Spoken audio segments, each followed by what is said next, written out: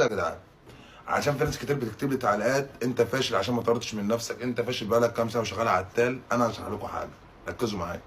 انا من صغري وانا ما اشتغلتش في صنعه، كرهتها ليه؟ بسبب الصنايعيه اللي كانوا تحت في مصر، كانوا ياخدونا يضربونا. انا شغال وانا عندي 11 سنه، ويطلعوا عن ابونا ويديك 5 جنيه ويقول لك بعلمك.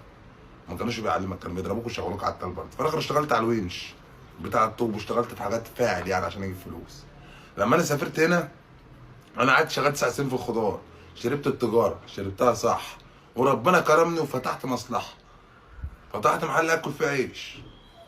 فما حصلش نصيب وخسرنا، ما يئستش، رجعت اشتغلت تاني، وقفت على رجلي، وفتحت كمان مصلحه، وربنا كرمنا واشتغلنا. بس برضه حصل دخل الغدر ما بيننا وطلعت من مصلحه. فانا راجل كنت اتجوزت ومعايا بيت، اشتغلت غسيل اطباق، اشتغلت في قلب غسيل حلل، وبعد كده رحت اشتغلت في قلب المعمار.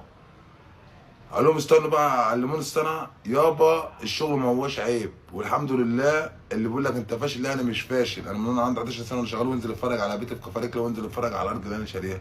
الفاشل لما واحد زيك يخش يقول واحد زي مش عارف بظروفه ايه. انا دلوقتي عشان اروح افتح مصلحه ولا افتح محل زي ما الناس بتقول واجيب فلوس وافتح واخسر، انا معايا بنتين اتنين وامهم ورا ظهري، مين اللي هياكلهم يا صاحبي؟